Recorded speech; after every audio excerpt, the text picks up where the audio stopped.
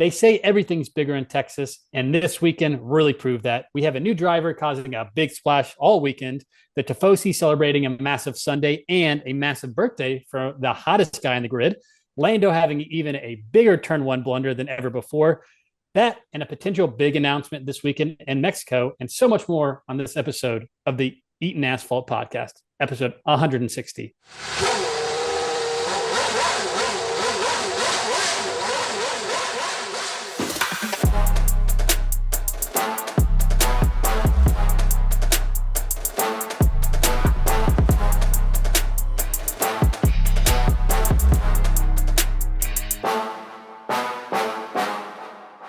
All right. Well, so we are finally back. One race down, 5 to go in this last little sector of races. So I'm looking at this as like sector 3, turn 1, 6 more turns to go. Great. 5 more turns. Yes. Great analogy. Love it. You're Yeah. welcome. I'm always thinking Formula One, uh, like grammar things, connections, There you go. Yeah. I yep, love that. That's a good way to say it. Like this. hyperboles. Yeah, sure. Mm-hmm. Metaphors, hyperboles, Yep, grammar, all the same. all the same. But I really enjoyed this sector 3, turn 1. To be honest, I think it was a great race. I it was one of the more entertaining races we had. The middle part was a little stale, but I mean, as far as like sprint quality, sprint weekend, there's a lot of talking points. I'm A excited to be. lot of talking points after this race. Yes. On track, off track, all in between. So this sector, this 2-for-1 part of the podcast, we have obviously our hot lap recap, winners and losers from the U.S. Grand Prix, and our race predictions and gambling predictions recap. Then we have our Mexico Grand Preview, country fun facts on Mexico, and then our predictions and gambling for Mexico. So tall order ahead. Let's just get right into it. Hot lap recap. Hot lap recap for the United States Grand Prix in Austin, Texas. So starting in sprint quali weekend, Oscar went out in SQ1, bit of a worry for the Papaya Garage and more foreshadowing that they might be getting a bit of a performance that's, you say, out of the ordinary. Luckily, Sergio Perez not making it to Q3 was well within the ordinary, so we could have some kind of consistency there. But overall, enjoyable sprint quali, top 4 finishers on top 4 on 4 different teams, Max, George, Charles, Lando in that order. Moving on to the sprint, main story of the sprint was our boy Carlos Sainz. Man, rocketed up to P2 from a P5 start. He seemed like he was just out for blood, passing people, not even recklessly. He was just like, he seemed quicker. He seemed like more in tune with the car, which is surprising because they didn't make any adjustments to the Ferrari. Maybe that's why he felt more in tune with the car. Max with another sprint victory. The guy just wins sprints. I mean, he hasn't won a Grand Prix in a while, but he wins sprints. Like he will win. If it's 19 laps, he will win that race. For qualifications for the Grand Prix, big story here was the Mercedes garage. Lewis Hamilton out with a Q1 exit. George Russell cutting the session short by slamming into the wall in Q3. Luckily, everybody okay, but Lando took pole by a few hundredths of a second over Max Verstappen and the 2 Ferraris right behind him. And then on to the race. Let's get it out of the way. Lando Norris was on pole, ended up not leading after the first lap, which, by the way, only 1 out of the last 6 pole sitters, actually, Marco, have sat on the front row in that pole position and led after that lap. So technically not really his fault. It's just the track. You get it. You know what I mean? Yeah.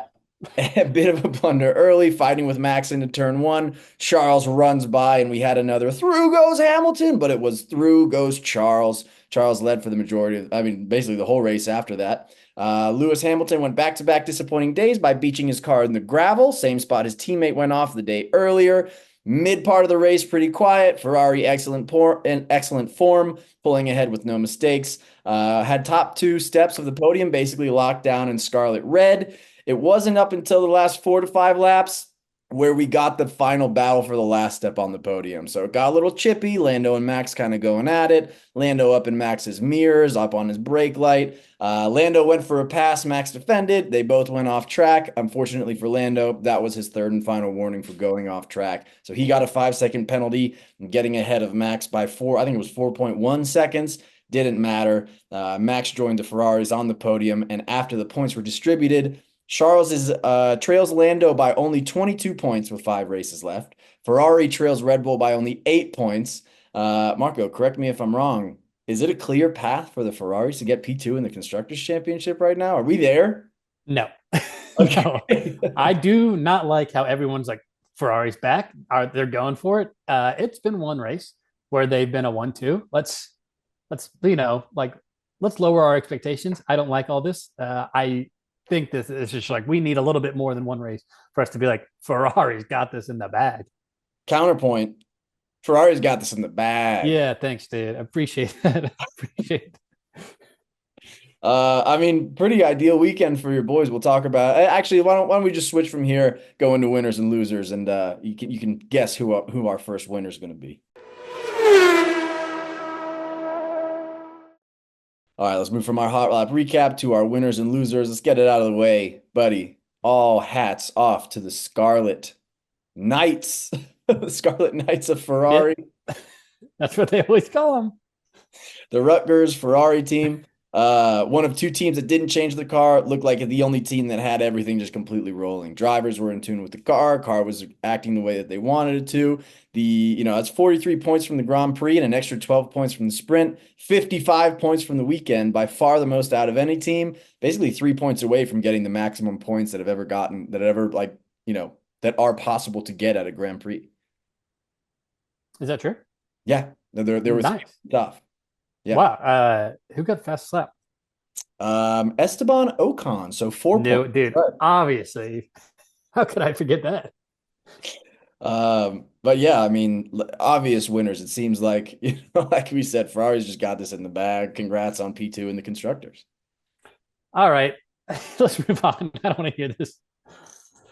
My other winner I have, Haas, one of three teams that had a double points finish in the sprint. Mercedes and Ferrari were the only other two that had double points finish in the sprint. Seems like the boys, I mean, putting out a good show for their home race at Haas. Like, you kind of love to see it. Yeah. So, a little fun fact: this is their best home race finish ever at 8th place. That sucks. So, hey, there's only uphill from there. 8th place, pretty good. They just passed RB as well for 6th place in the constructors. So, what a great weekend for them. Like you said, K-Mag has come back, very impressive. And then Hulk has just been doing this kind of all year, where it's just like teetering off and on at the end in the point or not in the point. So like I think this has been as good of a season as you can ask for so far. K-Mag's the kind of guy at work where it's just like he gets a little worked up, he starts to spiral a little bit, forced vacation, right? Mm-hmm. Week off, all of a sudden he comes back and he's ripping. Yeah, he's like, wow, I really needed that. Stress is gone until the smallest little thing comes back, and he's like, Yeah, he'll be yelling at Nico in the next race for sure.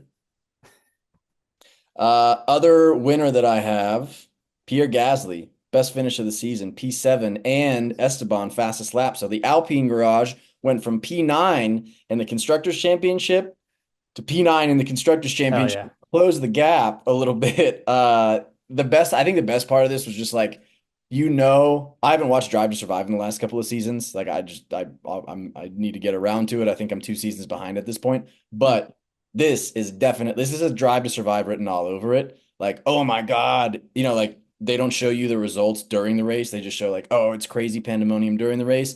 And it's like, great job, Pierre. Awesome job. And it's like, great job, Esteban. And we got P7 and a fastest lap for a point. So. Yeah. Yeah, it was like that season 1 with Haas, actually. Yeah, they were like, oh, we did it. And it was like P10. P9, let's go, boys. Huge. And then last winner for Franco Colapinto. He's out qualifying Alex Albon and a Williams in sprint qual. I mean, the guy, he gets a point. He has 5 points on 4 races. 4 races, yep. How many points did Logan Sargent have? Why do you have to do this? Come on now. Why do we have to bring it back? This is just catching strays over here. What's going on? No, that's true. Logan Sargent, if you want to come on the pod and defend yourself. We don't have to talk numbers per se, We'll talk strictly vibes. Semantics. Yeah. Any other winners on your side before we go to losers? Yes. So I had another young driver, Liam Lawson. So starting P19, finishing in the points at P9. Fantastic drive. Like outdrove Perez, made up more points from a lot of these drivers. Not only Sunday, but I think this entire weekend was obviously coming in with Danny, replacing Danny, that's always like big shoes to fill on a personality perspective. Saturday had a really big battle with Fernando Alonso in both the sprint, where Alonso called him an idiot, and then during quals, where after they got in a kind of like a semi-heated argument, Alonso went on to say it's because he did all this stuff because his career is at stake. So kind of some low blows over here, being like, "Hey, I'm doing nothing wrong, and this guy's just going crazy because he wants to find a seat." But yeah, just like making waves Saturday, holding his own, not backing down, and then performing well on Sunday. Like this is what you want to see in a driver that is trying to battle for a seat next year. Yeah, I thought he did an excellent job. I think it was like 5 laps into the race, he made up like 8.8 positions or something like that. Yeah. So awesome My job. last one is going to be Lance Stroll. Huh? Lance Stroll, he made history. Do you know this? Do you hear about I this? did no, tell me. Dang, dude. He now holds the record for most F1 starts without a fastest lap, passing Johnny Herbert with how many races? What do you think? How many races he had in Formula One? 110. 162. Ooh, got that So 100. yeah, now he's on the leaderboard with something. That's pretty cool. Good job, Lance. Yeah, dude. So, I mean, big win for him. Yeah. Great person. Well, really deserves it. Lance, if you want to come on the podcast and celebrate with us, we will do that too. So, I'm going to reject that, actually. I don't want it. okay, fair enough. He's off. Banned. All right, losers of the Grand Prix weekend. We had Lewis out in Q1 and out before the fourth lap of the Grand Prix. Forgettable race, but you'll have to move on. Especially when George seemed like George didn't have a great race. He had to start from the pit garage, but he still finished faster than Sergio Perez, who we're gonna leave off this time because I have a pretty high stakes gambling bet that I put on him. So Oh, yeah, we're not gonna put him on the loser sheet this time. We're gonna get some good vibes going. I like that. Okay. Positive vibes. Yeah. Positive. Sure. Okay. You mentioned Fernando Alonso started P8, finished P13, getting bullied by Liam Lawson. McLaren, obviously, losers this weekend. Just overall, like not a good weekend where we thought we'd be. Tough sprint quality for Oscar. Lando losing out in turn one. Again, not his fault. Track's fault. Not his fault. Mm-hmm. Track's fault. Okay. And then the podium was my last. Like the guys on the podium who won the race, they are the losers of the weekend for instead of a trophy, they got a tire. Yeah. Seems like imagine being in an off like in a just corporate office and you're like, hey, for great performance, we're gonna reward you with this stapler. And It's a stress ball. It's a giant, giant, really hard stress ball. exactly. But yeah, we got to do better. Do you remember actually like what was it, a year ago, 2 years ago, where they had the football helmets that they put on and Mm-hmm. Carlos Sainz had That the football helmet salute? the Pirelli cowboy hats are always really cool too. I don't know if they were rocking those or not. Very hard to find because I wanted to buy one of those. Impossible. Or they're on the F1 site. They're like, hey, we have four left and there's 600. $499. It's a steal. Because it says F1 on it. Those are all my losers. Any Okay. mop-ups? I did want to circle back on one of yours. So Lando, do you think so? The last couple of weeks, I've heard a lot of stuff about our boy Helmut Marko and Max, kind of shit talking about like Lando's mental weakness and that mentally he's not that good of a driver, and so that's why we're not as scared of him. Do you think that has it worked? Do you think that that's the cause of this? I don't know if it's as much helmet. Like, I mean, listen, mental stuff that he's got to work out. Yes. I don't think it was Helmet Marco. I think like once you I become bet the he's sitting in his chair being like, "I did this. I did this." yeah, he's taking credit. Uh, once you're the guy of something, like you're he's the guy Mm-hmm. that fill in the blank. It's hard to like get out of that spot, and especially when it happens like so consistently. Yeah, Uh, and going typically it's like winning or leading to P2. This is leading to P4 yeah. after a turn. That was like an ultimate Lando move. Another fun stat I saw on this: Charles has as many wins from Lando poles as Lando has from his own poles, and same amount of wins this year as well. So that was my only add-on for the Lando stuff. I also had Albon, so opposite of the Colapinto side of things. I know he kind of ran into some trouble early in the race and made some contact, so um, it's probably hard to compare like on Sunday exactly if he was being outperformed or if he had a little damage on his car. Yeah, P10 to P16. Is it we're going to find out, I think, from these final 5 races, if it was Albon having just completely shitty second drivers, or was he a really good driver? Because right as of right now, in these 4 races, right, Colapinto, like you said, 5-4, 5 points in 4 races. It'll be interesting to see how these stack up for their final 5. Because if he just keeps outperforming, then it's like, was Albon really that good, or was it because it was drivers like Logan Sargent? Yeah, I mean, TBD, but like Yeah, it's pretty early in the Colapinto journey for Alex Albon, and it doesn't seem to be like going that well. yeah. But It's like, oh, like he's picked up the pace immediately. He's kind of yeah, figured out the car a lot. My last thing on losers kind of goes alongside with Colapinto is Martin Brundle. May have made his match with the Argentinian driver because not only was he tearing it up on the track, but he was tearing it up on the track walk.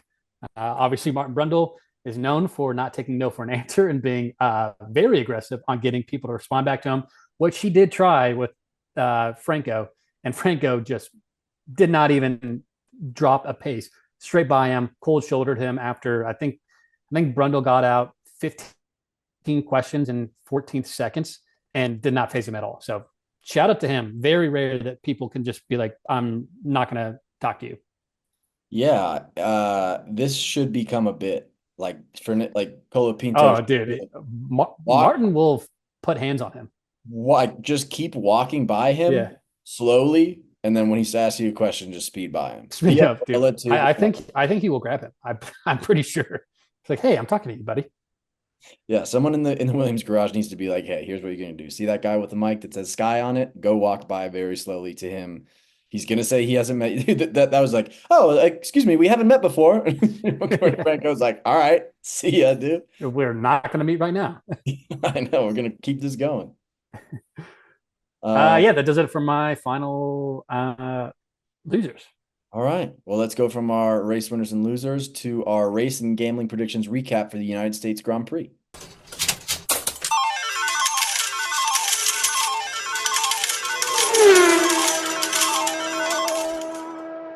All right, let's start on a positive note. From a prediction standpoint, it was 12 to 11, my lead going into our predictions sector of the podcast. I got the no McLarens on the podium. Not going to do that one again because that's a bit of a bummer, if I'm being honest. Yes, yeah. And I then, didn't like winning that one. yeah, one car did not finish the race. So I got that right. And then Marco? Double Ferrari podium. We both had the no McLarens on the podium. I switched, just randomly picked no Ferraris. Like, could not be more wrong. And boy, was I surprised. Complete opposite of how you felt. Yeah, Yeah. cool. We got it right. Yay. One of it, That's we're fun. it's the bus, you know. Yeah, yeah. Oh, I'm looking out. Yeah, sunny day for me. All right. Well, and let's go into our gambling. I'll go quick. Went into the weekend 1931, left 19 out of 30 and 19 and 33. So 2 losses picked up for me, down 2 units. Oscar did not finish top 2. Albon did not finish top 10. So Marco, this is kind of your you're like you're Yeah, the gambler of this relationship. yeah. I could have done better this week. I did come out losing some money. Over 18 cars classified. Just lose going out. That was half a unit. If I switch my sprint and quality gambling, I hit all 3. But sprint quality, head to head Stroll versus K Mag. This is what I'm going to say about this. I want like electrodes taped up to me somewhere. If I bet on Lance Stroll again, shock me. Immediate, hard. I keep doing this. I've probably bet him 6, 7 times this year to be like, he's got to figure it out. You cannot let me do this again. He lost to K Mag sprint quality head to head. And the quality winner, Lando versus a field. I took the field, but if I did a sprint winner, it's a different story. Whatever. Lost 1.3 units. I'm up 1.93 units on the year. Still up. So it's funny that you say that about Lance Stroll, because boy, was I licking my lips at Lance Stroll top 10 finisher plus 275. Maybe it's different for you. I don't know, dude. Plus To 245. That's juicy. That is juicy, and I That need is juicy. juice. We're going dry right now. All right, that was a good recap of the United States Grand Prix. Let's go into the Mexico Grand Prix. Marco, take it away.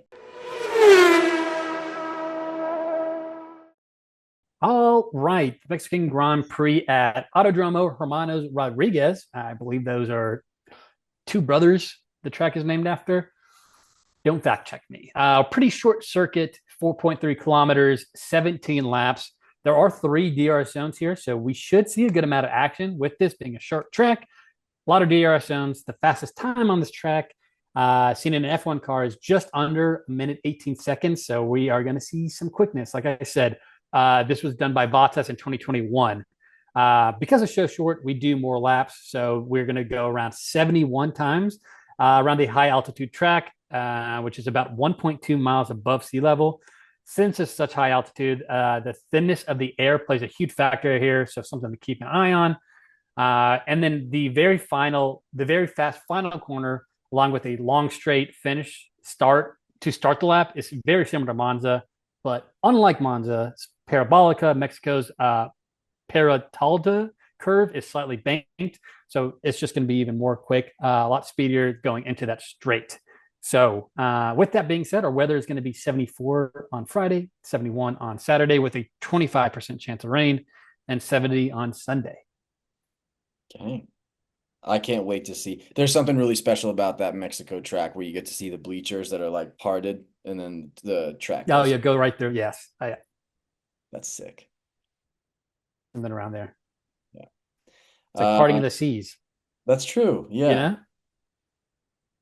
Good analogy. We're also a Bible podcast. Yeah, I think they know this by now, right? Sure. Yeah, we do a lot of Bible stuff. All right, let's get into our not ground preview, our country fun facts for Mexico. I think I'm gonna get you this time. I bet you will. I don't think I'm gonna get you. All right. First off, we're gonna go clean bones. So in Pomucho, located in the Yucatan Peninsula, it is common on the Day of the Dead to go to your family member's grave, dig up the bones, and clean them as a way to honor the dead. Number two, we're going to call this one dead animal heads. Okay. In Quetzal, the state that borders Guatemala, it is common for a fiance to hang dead animal heads on the front doors of his fiance's home in order to bring wealth and prosperity for an upcoming marriage. Number three, we'll call this one running of the bulls. So in Oaxaca, in the southern part of the country, it's custom that similar to the running of the bulls in San Fermin, Spain, participants will run alongside bulls and try to jump over them. It's seen as it's seen as heroic if you get like a full jump over the bull. Okay. 1, 2, or 3. Where's my line? This is probably true, but I just have too many questions with it. I'm going to say 1 is the lie. Yeah, no, actually, that one's true. Yeah, I thought. I mean, when does this start though? Because a year or two after they die, you're not seeing any bones. You know? Yeah, is that Like true? when do they? I mean, I think you're still embalmed, right? I guess. I don't think like your bones are showing until like a long time later. I don't see this making a lot of sense unless I don't know dead bodies that well. Yeah, you never know dead bodies that well. I've always noticed that about you. You fill them up with the like ecoplasma, and then they're supposed to live or they're supposed to look better for a lot longer. They don't do that in Mexico. They like the disintegration Do you quicker. think they just you think they just by rip off the skin immediately and they're like just bones? Yeah. Okay. The other ones, I'm gonna go with the running of the bulls. Running of the bulls is also true. Uh, It is not common for fiancés to hang dead animal heads on the doors of their fiancés. that one made the most sense to me. So interesting. All right, tough one. My turn. Okay, the Mexican flag was inspired by a popular drink of Mexico that they drank on Independence Day, aka Big Drunks. The comet that caused the mass extinction event that rid the world of dinosaurs impacted the Yucatan Peninsula, causing the Chicxulub crater, aka Mexico killed the dinosaurs. And my last one of their many rituals is called the Ceremony of the Flying Men, which involves flying around 30-meter ropes and to honor the sun god, aka they created Mexican Superman. Okay. Uh, it's funny because all three of these I could see as being true. I'm gonna go with number two. That is true. It did kill all the dinosaurs at the Yucatan Peninsula. How did they know? Who told them? What It's got to be history? the. I mean, they got to have some massive crater and be like, there's no bigger crater than this. This is the one. This is the biggest crater. This killed the dinosaurs. I don't know if God would agree with that since we're a Bible podcast. Is that like not a Bible? Does coincide? Uh, Dinosaurs dying from the ground? Really? Um, I'm gonna go with Mexican Superman as the lie. Wrong. The drink is actually made after a Mexican food, not a drink. So they're not drunk. They just love to eat, you know? They're just big That's belly. what I would do though. If I'm making a flag, I'm like, what's my favorite food? What's my favorite drink? Let's make it after that. Yeah. And for me, it would be like the US flag, but with like spare ribs as the white stripes. Oh, yeah. Nice. With sauce, the white sauce, just like Alabama white sauce just dripping from it. I'm down to that. Okay. All right, dude. All right. Let's try it. Country. All right. And now let's finish off. Let's focus up here. Let's get It's good. go time. Yeah, go time. With Strap some in. nice- Strap in, listeners. We're going.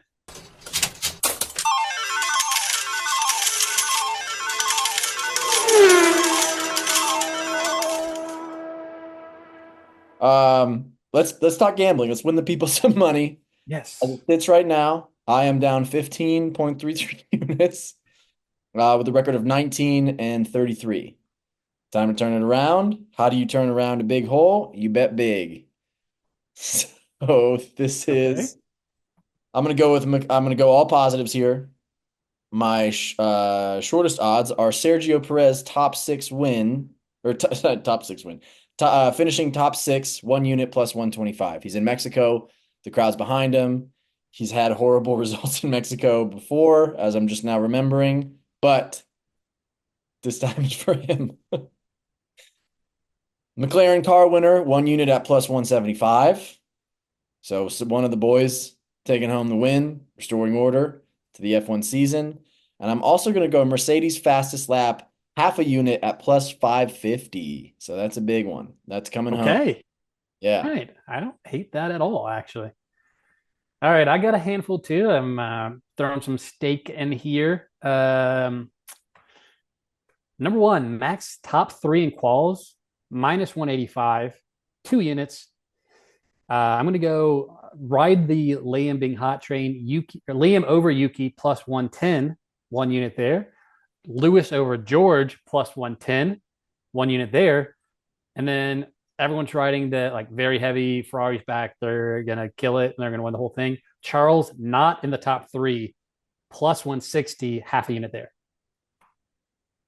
Okay. I like it. That's money making talk. Boom. So I think I feel pretty good on all of ours. I feel really good. You know what that means? We're about to win big. Low money. I could definitely, if I lose all of them or even half of them, I'm joining you in the black and the red. That's all good. Perfect. Water's warm.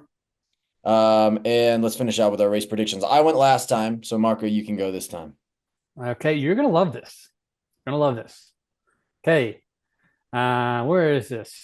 I don't know why I'm looking this up because who doesn't finish? Perez, driver of the day, Perez, douche of the day, Perez, wild card prediction, Perez top two, fastest lap, Perez. How many cars don't finish? One, Perez. Okay. All right, we're gonna overlap on one of these. You can't do that, dude.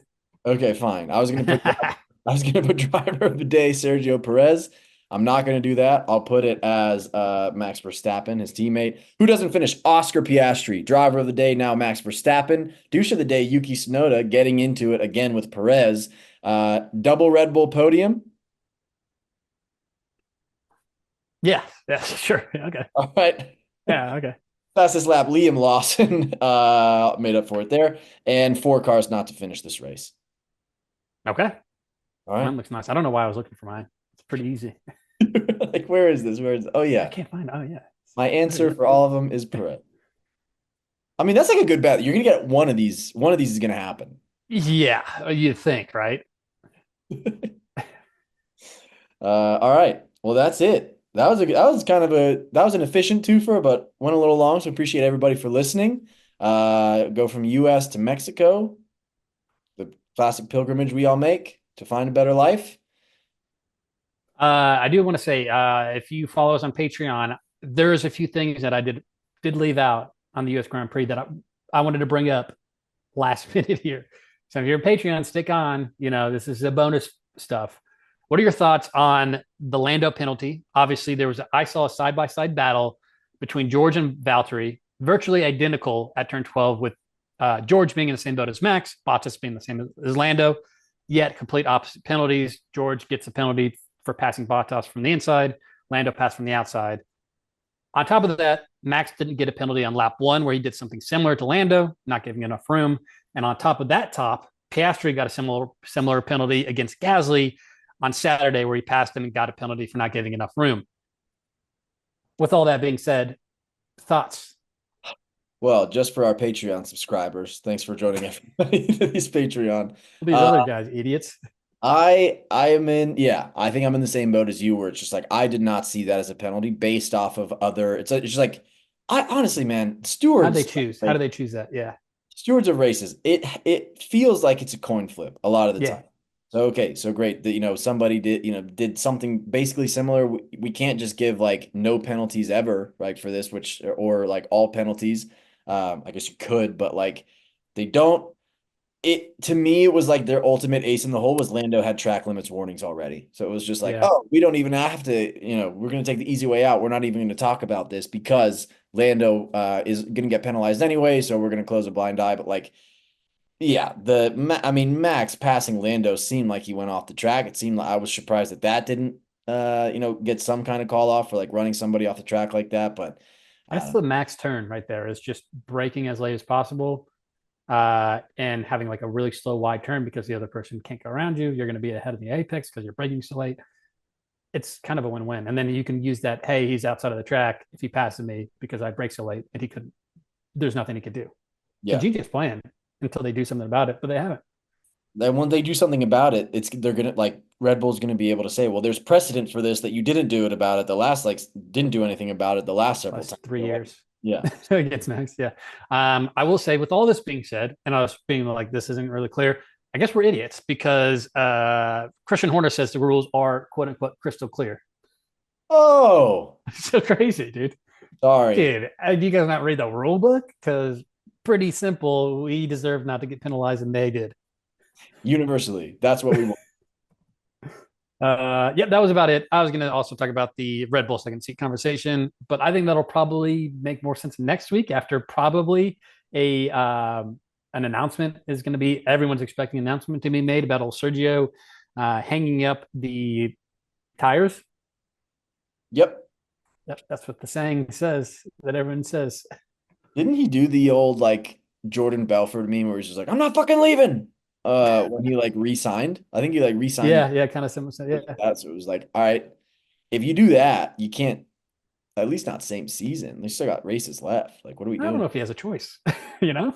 That's true. That's Yeah. true. He was just trying to back them into a corner. It's like I did the Jordan Belfort tweet, so I kind of need an extra year.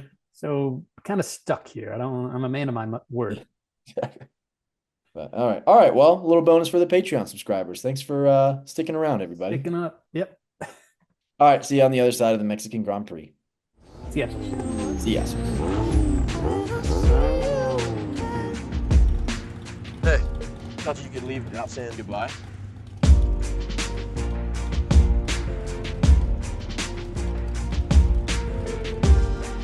I used to say I lived my life a quarter mile at a time. And I think that's why we were brothers. Because you did too.